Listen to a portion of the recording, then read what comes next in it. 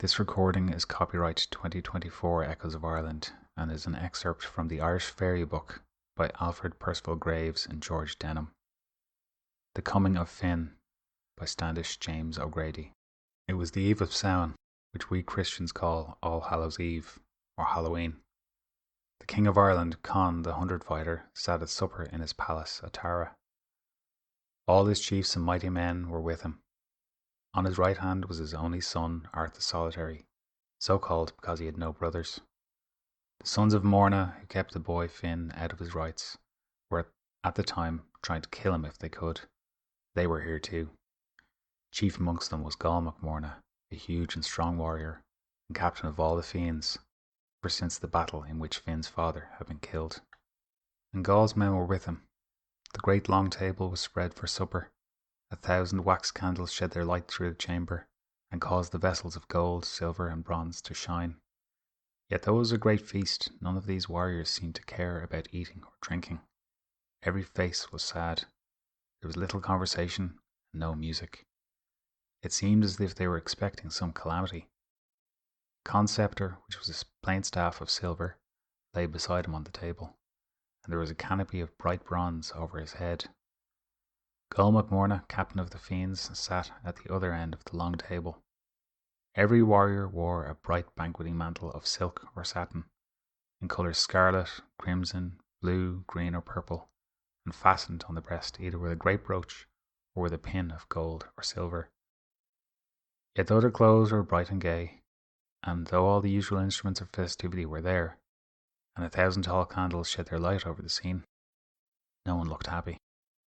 Then was heard a low sound like thunder, and the earth seemed to tremble, and after that they distinctly heard a footfall like the slow, deliberate tread of a giant. These footfalls sent a chill into every heart and every face, gloomy before, now pale. The king leaned past his son Art the Solitary and said to a certain druid who sat beside him, "Is this the son of Midna, come before his time?" "It is not," said the druid, "but it's the man who will conquer Midna. One is coming to Tara this night, before whose glory all other glory shall wax dim." Shortly after that they heard the voices of the doorkeepers raised in contention, as if they'd repel from the hall somebody who wished to enter. There was a slight scuffle, and after that a strange figure entered the chamber. He was dressed in the skins of wild beasts, and wore over his shoulders a huge, thick cloak of wild boar skins, fastened on the breast with a white tusk of the same animal. He wore a shield and 2 spears. Though of huge stature, his face was that of a boy, smooth on the cheeks and lips. It was white and ruddy, and he was very handsome. His hair was like refined gold. A light seemed to go out from him, before which the candles burned dim. It was Finn. He stood in the doorway and cried out, "Conn the Hundred Fighter, son of Bellamy, the righteous son of Tuil the legitimate, O king of the kings of Erin, a wronged and disinherited youth, possessing nowhere one rood of his patrimony, a wanderer, an outlaw, a hunter of the wildernesses and mountains, claims hospitality of thee, illustrious prince, on the eve of the great festival of Samhain." "You're welcome, whoever you are," answered the king, "and doubly welcome, because you're unfortunate. I think such is your face and form that you might be the son of some mighty king on whose disaster has fallen undeserved. The high gods of Erin grant thee speedy restoration and strong vengeance of thy many wrongs. Sit here between me and my only son, Art, heir to my kingdom." An attendant took the weapons from the youth and hung them on the wall with the rest, and Finn sat down between the king of Ireland and his only son. Choice food was set before him, which he ate, and old ale, which he drank. From the moment he entered, no one thought anything of him. When Finn ended eating and drinking, he said to the king, "O illustrious prince, though it's not right for a guest even to seem to observe something that might be awry, in the hall of this entertainer, the sorrow of a kindly host is a sorrow too to the guest, and sometimes unawares the man of the house finds succour and help in a stranger. There is sorrow in this chamber of festivity. If anyone dear to thee and thy people happens to be dead, I can do nothing. But I say it, and it's not a vain boast, that even if a person is at the point of death, I can restore him to life and health, for their marvellous powers of life-giving in my 2 hands. Conn the Hundred Fighter answered, "Our grief is not such as you suppose. Why shouldn't I tell you of it when it's known far and wide? I'll tell you the reason for us being together in the gloom which is over us. There's a mighty enchanter whose dwelling is in the haunted mountains of Slieve Gillian in the north. His name is Alan, son of Midna, and his enmity to me is as great as his power. Once every year in this season, it's his pleasure to burn Tara. Descending out of his wizard haunts, he stands over the city and shoots balls of fire out of his mouth against it, till it's all consumed. Then he goes away mocking and triumphant. This annual building of Tara, only to be annually consumed again. It's a great shame to me. And until this enchanter declared war against me, I've lived without reproach. But Finn said, how is it that the young warriors, valiant and swift, do not repel him or kill him? Khan said, our hosts encompass Tara on all sides, keeping watch and ward when the fatal night comes. But then the son of Midna plays on his druidic instrument, on his magic pipe and his magic lyre, and when the fairy music falls on our ears, our eyelids grow heavy, and soon all subside upon the grass in deep slumber. So comes this man against the city and shoots his fireballs against it and consumes it. 9 years he's burnt Tara in this manner. This is the 10th. At midnight tonight, you'll come and do the same. Last year I summoned Gall MacMorna and all the fiends to my assistance. They came, but the pipe and the lyre, the son of Midna, prevailed over them too. Tara was burned, the same as all the other years. We've no reason to believe the son of Midna won't burn the city again tonight, same as last year. All the women and children have been sent out of Tara. There's only men of war here, waiting for the time. That, O noble youth, is why we're sad. The pillars of Tara are broken, and the might of the fiends is as naught before the power of this man. What would be my reward if I killed this man and saved Tara? Asked Finn. Thy inheritance, answered the king, be it great or small, whether it lies in Ireland or beyond Ireland. And as security, I give you my son, Art, and Gall MacMorna, and the chief of the fiends.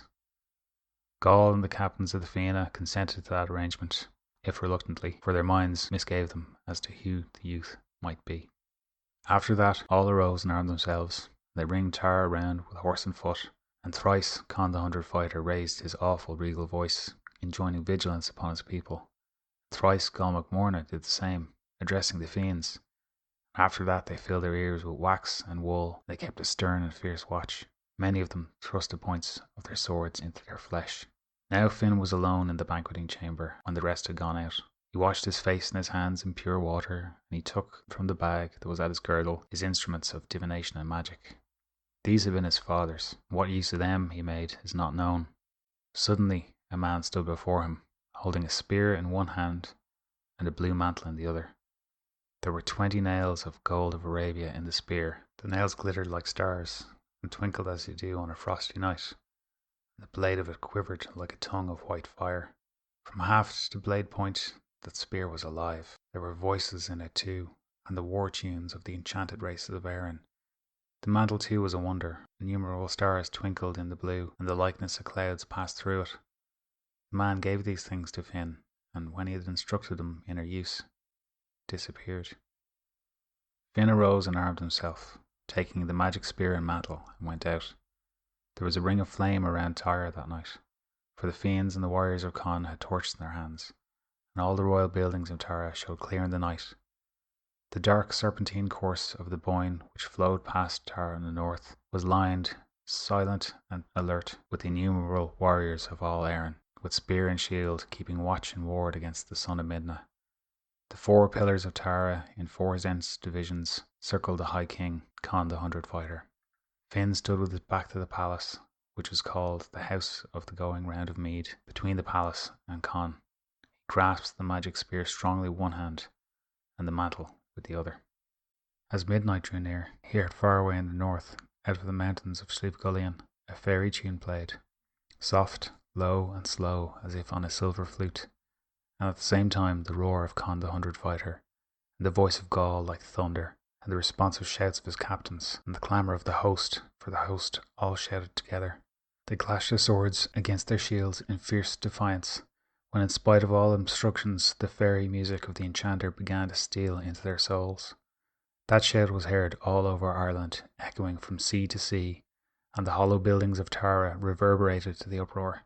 Yet through it could be heard the low, slow, delicious music that came from Slievegulian. Finn put the point of the spear to his forehead. It burned him like fire, but his stout heart did not fail. Then the roar of the host slowly faded away as in a dream. The captains were still shouting, but 2/3 of the torches fell to the ground. And now, succeeding the flute music, sounded the music of a stringed instrument exceedingly sweet. Finn pressed the cruel spearhead closer to his forehead. He saw every torch fall save one. This wavered as if held by a drunken man, and beneath it a giant figure that reeled and tottered and strove in vain to keep its feet. It was Con, the 100 fighter. As he fell, there was a roar as of many waters. It was the ocean mourning the High King's fall. Finn passed through the fallen men and stood alone on the dark hillside. He heard the feet of the enchanter splashing through the Boyne, and saw his huge form ascending the slopes of Tara. When the enchanter saw that all was silent and dark, there he laughed, and from his mouth blew a red fireball at the Tech Curta, which he was accustomed first to set in flames. Finn caught the fireball in the magic mantle. The enchanter blew a second and a third, and Finn caught them both. The man saw his power over Tara was at an end, that his magic arts had been defeated. On the third occasion he saw Finn's face, and recognised his conqueror. He turned to flee. Although his approach had been speedy, swifter than the wind was his retreat, that he might recover the protection of his enchanted palace before Finn should overtake him. Finn let fall the mantle as he had been instructed by the man, and pursued, but in vain. Soon he perceived he could not possibly overtake the swift enchanter. Then he was aware that the magic spear struggled in his hand like a hound on a leash. "Go then," he said, and poising, cast the spear from him. It shot through the dark night, hissing and screaming. There was a track of fire behind it. Finn followed, and on the threshold of the enchanted palace he found the body of the son of Midna. He was quite dead, with the blood pouring through a wound in the middle of his back, but the spear was gone. Finn drew his sword and cut off the enchanter's head. He returned with it to Tara. When he came to the spot where he had dropped the mantle, it was nowhere to be seen. However, smoke and flame issued there from a hole in the ground. That hole was now 20 feet deep in the earth, and at the bottom of it there was a fire, always burning from that night. It was never extinguished. It was called the Fire of the Son of Midna. It was a depression on the north side of the hill of Tara, called the Glen of the Mantle. And so Finn, bearing the head, passed through the sleepers into the palace and spiked the head on his own spear, and drove the spear end into the ground at Con's end of the great hall. Then the sickness and faintness of death came upon him, and also a great horror and despair overshadowed him, so he was about to give himself up for utterly lost. But he recalled one of his marvellous attributes, and approaching a silver vessel into which pure water ever flowed and which was always full, he made a cup with his 2 hands, and lifting it to his mouth, drank, and the blood began to circulate in his veins, and the strength returned to his limbs, and the cheerful hue of rosy health to his cheeks. Having rested himself sufficiently, he went forth, and he shouted to the sleeping host to wake them. He called the captains by their names, beginning with Con. They woke and rose up, though dazed and stupid, for it was difficult for any man, no matter how he had stopped his ears, to avoid hearing Finn when he set forth his voice of power. They were astonished to find Tara was still standing, for though the night was dark, the palaces and temples, all of hewn timber, were brilliantly coloured. When the captains came together, Finn said, "I have slain Midna." "Where is his head?" they asked, not because they disbelieved him, but because the heads of men slain in battle were always brought away for trophies. "Come and see," answered Finn. Con and his only son and Gol MacMorna followed the young hero into the Tech Curta, where the spear-long waxen candles were still burning, and when they saw the head of the son of Midna impaled there at the end of the hall, the head of the man whom they believed to be immortal, and not to be wounded or conquered, they were filled with great joy. They praised their deliverer and paid him many compliments. "Who are you?" asked Con. "Surely you're the son of some great king or champion, for heroic feats like this are not performed by the sons of inconsiderable and unknown men." Finn flung back his cloak of wild boar skins, and holding his father's treasure bag in his hand before them, cried in a loud voice, "I am Finn, the son of Cool, the son of Trenmore, the son of Basna. I am he who the sons of Morna have been seeking to destroy from the time I was born, and here tonight, O King of Kings of Erin, I claim the fulfilment of thy promise, the restoration of my inheritance, which is the fiend leadership of Fall." Thereupon Gol MacMorna put his right hand into Finn's and became his man. Then his brothers and his sons and the sons of his brothers did so in succession, and after that all the chief men of the fiends did the same, and that night Finn was solemnly and surely installed in the leadership of the Fiend of Erin. He was put in possession of all the woods and forests and waste places, all the hills and mountains and promontories, all the streams and rivers of Erin, and the harbours, the estuaries, and the harbour dues of the merchants too, all the ships, boats, and galleys with their mariners, and all that pertained to the old time to the fiend leadership of Fall.